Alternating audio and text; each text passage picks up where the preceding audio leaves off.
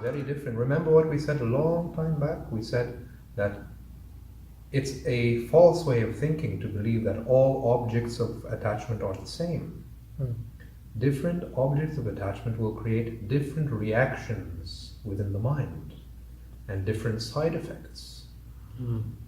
But really the key is you can continue repeating the so-called cycle of birth and death. You don't have to leave the body for that.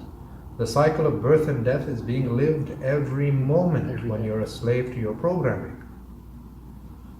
So you're just a habitual creature repeating the same cycles endlessly.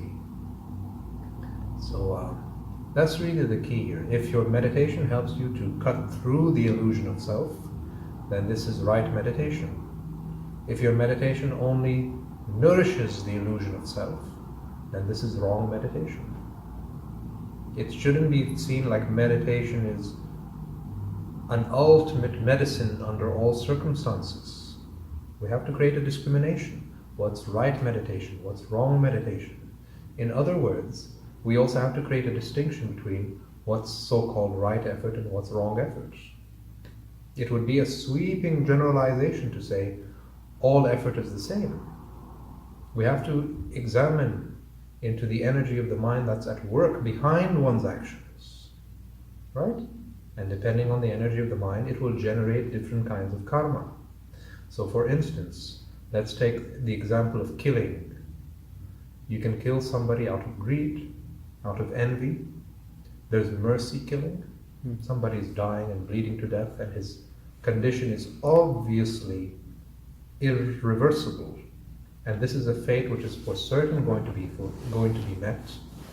So then you understand it's far more compassionate to kill that person in a single moment than to allow his sufferings to drag on unnecessarily. This is killing with compassion, right?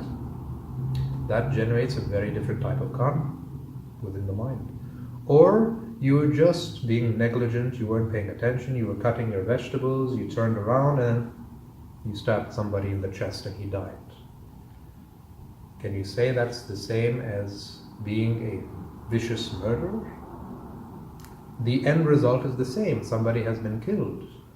But the quality of mind that is behind it is radically different. Different type of karma. So let's say you could brainwash yourself and kill people and say, well, I'm delivering them from the suffering. And then your mind, you're doing a good thing, right? Let's say you're a psychopath and you think that way. Then you would have good karma?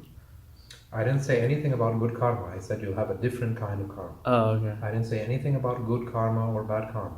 Right. It'll be a different type of karma because it's going to generate different feelings, different sensations, different reactions. But the real key here is in the example that you've mentioned. Wouldn't you say that the illusion of self is still very strong and alive?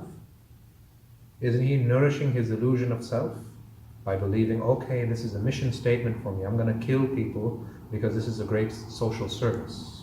Right, but a doctor then, he's a mission then. I'm going to save people. And he's reinforcing his ego that way too. Yes. So what's the difference? The difference is that in one case you're generating karmas which will be extremely difficult to overcome. Because think of how many other things you have to worry about. You're killing people, you're committing a crime. Right, but if you're in your head, it's good. You have the increased probability of being caught. Right. And if you are caught, what's the consequence? You'll be thrown in jail, maybe you'll have a life sentence. Is that not going to be detrimental for your spiritual growth? And then think of this, the guilty conscience that might be there in your mind, and the constant fear that will be operating in the background. Am I going to be killed? Am I going to be caught? That fear, it's very difficult to be a balanced criminal. Right. Because you have a host of psychological issues that you have to worry about. Unless you're and you know that you're behaving in a way that is against the standards that are accepted in the society. So what are the chances that you're going to generate karmas which could actually be fruitful for your spiritual growth? It's very slim. Right? That's why I say the karmas you generate, in both cases the illusion of self is strengthened. Whether you're a serial murderer or whether you're a doctor who's very attached to saving lives. In both cases, there's an illusion of self. But the karmas that are generated are different. And in both cases, there will be suffering. But there's a certain kind of suffering which makes spiritual growth very difficult, and other kinds of suffering which leave more room of flexibility. Right. Oh, okay. Yeah. What's the room of flexibility that we are dealing with? This is really important. How flexible is your condition going to be if, let's say, you have permanent brain damage? Let's say we just opened up your skull and we cut out a chunk of the brain, let's say the neocortex, which is responsible for all the logical processes. What kind of mind would you have? Would you even be able to ask the question, who am I? Right? But How much room for flexibility is being offered here? Isn't that selflessness? You don't know who am I, and you're just No, it's not the selflessness of a Buddha. right. It's the selflessness of an ignorant person. Because there's still ego or karma behind it. And there's no genuine self-knowledge that's at work. Mm. It's one thing to say, I don't know. It's another thing to say, I know that I do not know.